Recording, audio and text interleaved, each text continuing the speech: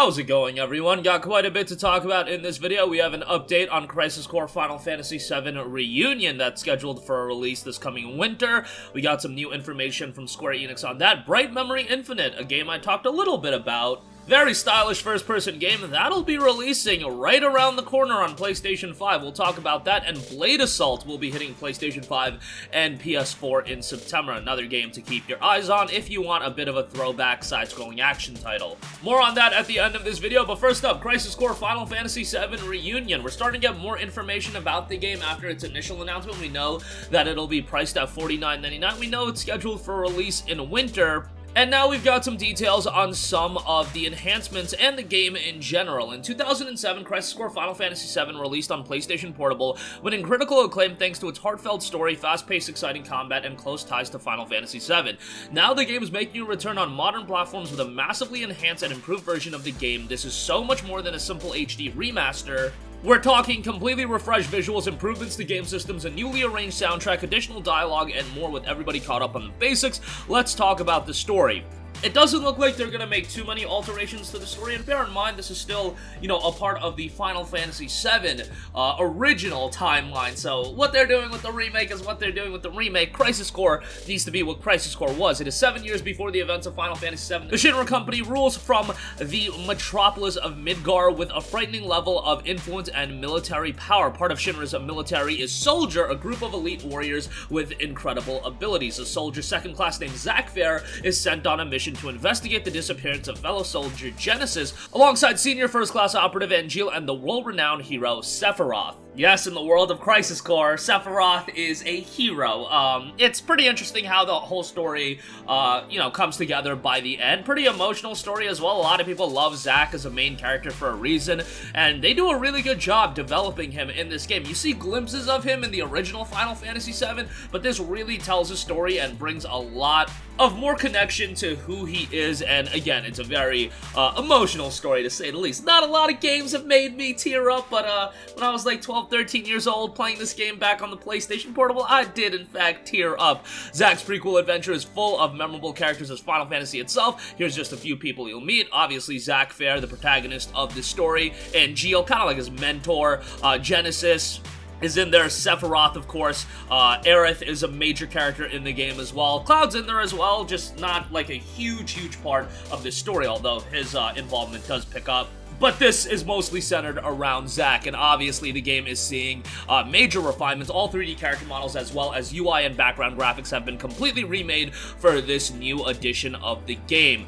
They show you some contrasts from the PSP version of the game and in Reunion. Yeah, Reunion is a big upgrade. On top of that, game system improvements, camera and character movements have been vastly improved from the original, yet still maintains the fun feel that was core to the game. The UI has been optimized for the latest hardware generations, and various skip features have been added for more enjoyable and convenient gameplay experiences.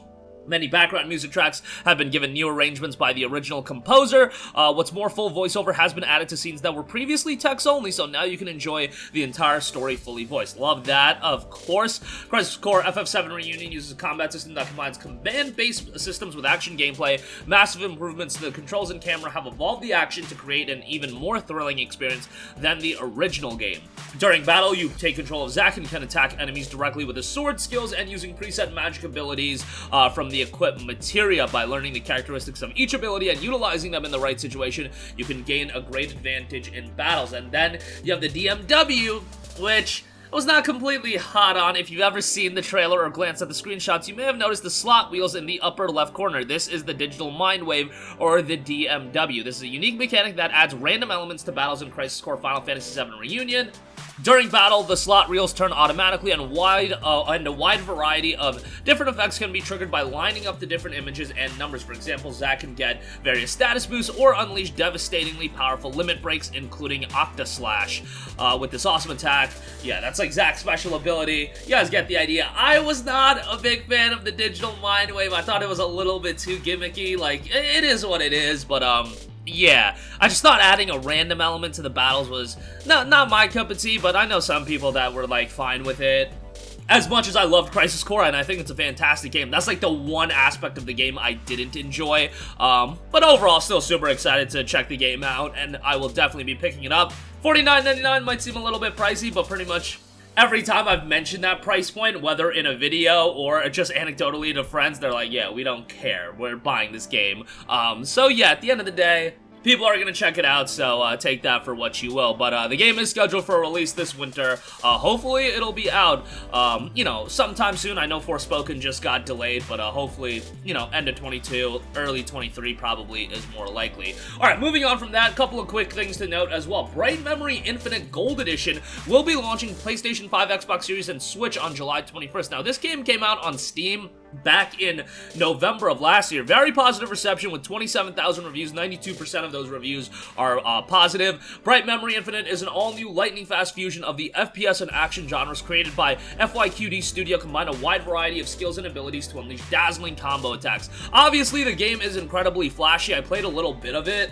And style-wise, you gotta give it a lot of points from that area. Both the Xbox Series X and PlayStation 5 versions support ray tracing with reflections at 60 FPS, or they do have a 120 FPS performance mode. The PS5 version also utilized DualSense's adaptive triggers, available only in that edition. So again, that'll be out on July 21st. And then lastly, I do want to note Blade Assault is coming to PS5, PS4, X Series, Xbox One, Switch on September 30th. Blade Assault initially dropped on PC back on January 17th, a 2D action roguelite platformer with beautiful pixel art set in a desolate sci-fi world. Fight against the corrupt military of Esperanza as part of the resistance force of the Undercity. Bring the corrupt to justice by becoming stronger and fighting alongside your trusty comrade. So definitely a throwback there with pixel visuals. I know that's not everybody's cup of tea, but right up my alley. Very positive reception on Steam with 1,100 reviews, and 81% of those reviews are positive. But that is going to do it for me again, mostly talking about Crisis Core Final Fantasy VII Reunion. Super excited for that. Honestly, was not expecting it to come together this quickly, but